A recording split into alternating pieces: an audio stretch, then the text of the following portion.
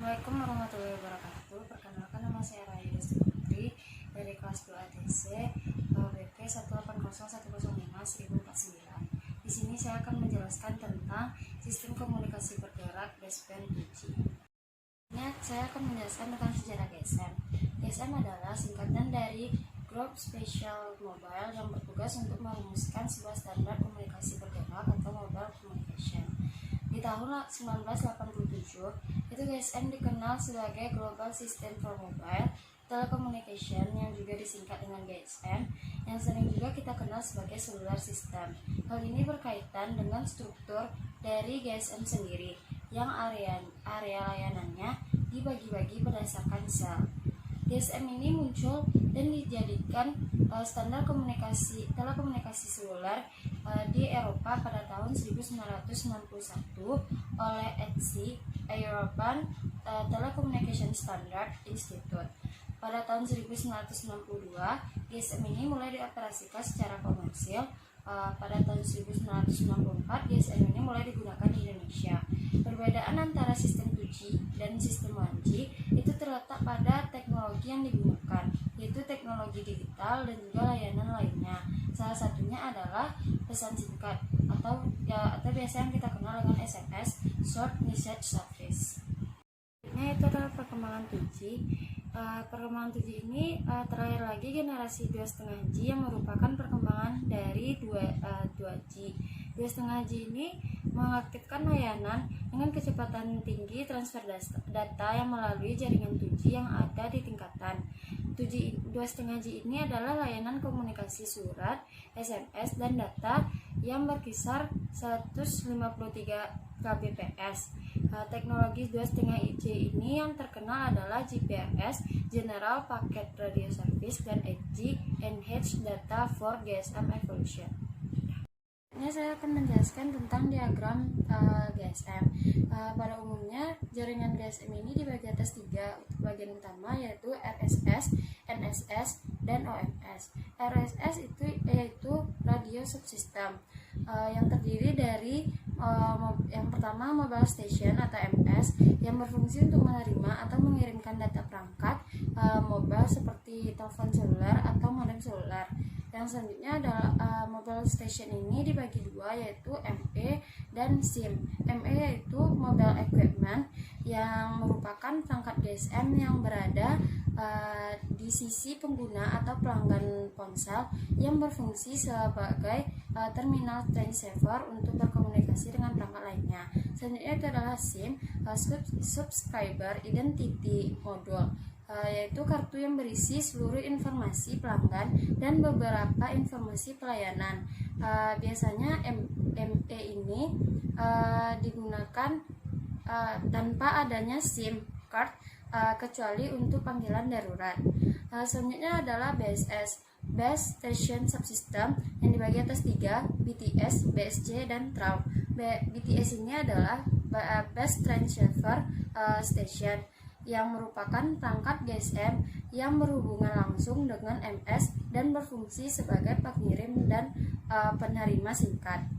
Selanjutnya adalah BSC, yaitu Base Station Controller, yang merupakan perangkat yang bekerja mengontrol kerja BTS yang berada di bawahnya dan berfungsi sebagai penghubung BTS dan MSC. Selanjutnya adalah TRAW, itu Transcoding and Rate Adaptation Unit, yang berfungsi untuk pengkodean pembicaraan dari BSC ke MSC dan sebaliknya, serta melakukan penyesuaian kecepatan data atau suara dengan 64 kbps yang keluar menjadi 16 kbps untuk efisiensi kanal transmisinya. Terakhir itu adalah NSS, Networking and Switching Subsystem, yang dibagi atas 5, yaitu MSC, HLR, VLR, AUC, dan EIR. Yang pertama kita akan membahas tentang MSC, yaitu Mobile Switching Center, di mana sebuah network elemen sentral ini dari inti jaringan seluler yang berperan untuk interkoneksi hubungan pembicaraan baik antar seluler maupun dengan jaringan kabel PSTN nanti. Yang selanjutnya adalah HLR, yaitu Home Location Register, yang di mana ini berfungsi sebagai sebuah database untuk menyimpan sebuah data dan informasi mengenai pelanggan agar tersimpan secara permanen, termasuk layanan profil, informasi lokasi, dan status aktivitas. Yang ketiga adalah VLR, yaitu Visitor Location Register, di mana berfungsi sebagai menyimpan data dan informasi sementara pelanggan yang selalu terintegrasi dengan MSC. Ketika stasiun bergerak menjelajahi area MSC, kemudian VLR akan meminta data stasiun dari HLR.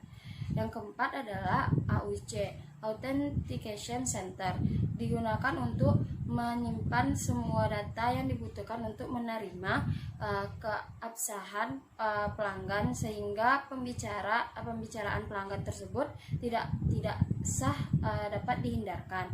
Yang terakhir adalah EIR, yaitu Equipment Identity Registration, di mana basis data ini yang berisi informasi tentang identitas dari perlengkapan mobile untuk mencegah panggilan dari pencurian atau stasiun yang rusak.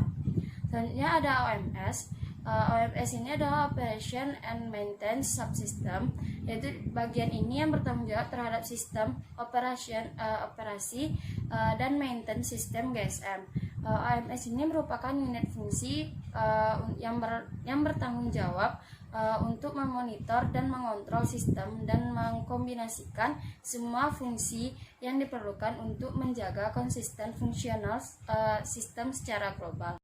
Selanjutnya saya akan memperlihatkan tabel alokasi frekuensi GSM.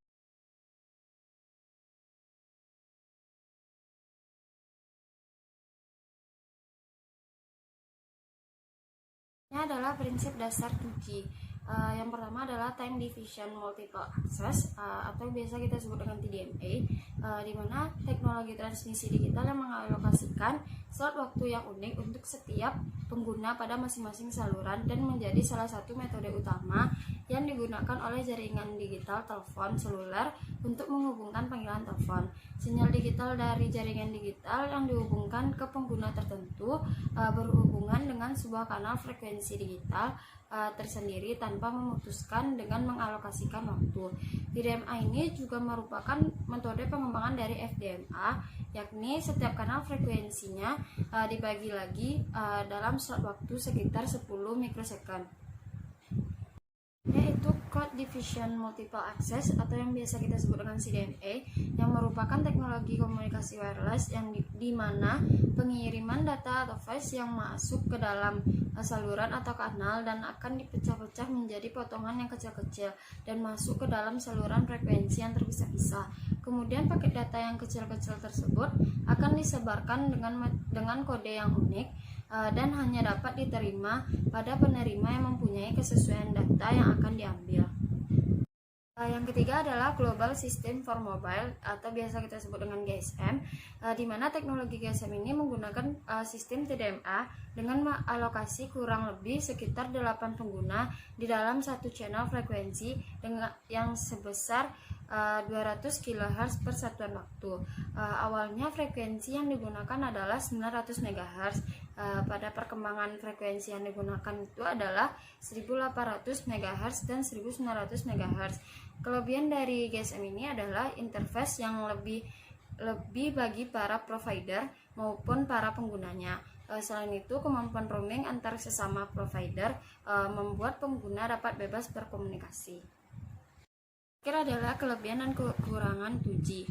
Kelebihan dari 2G ini selain digunakan untuk komunikasi suara, juga bisa untuk SMS dengan layanan 2 arah untuk mengirimkan pesan pendek sebanyak 160 karakter, voicemail, call waiting, dan transfer data dengan kecepatan 9600 bps.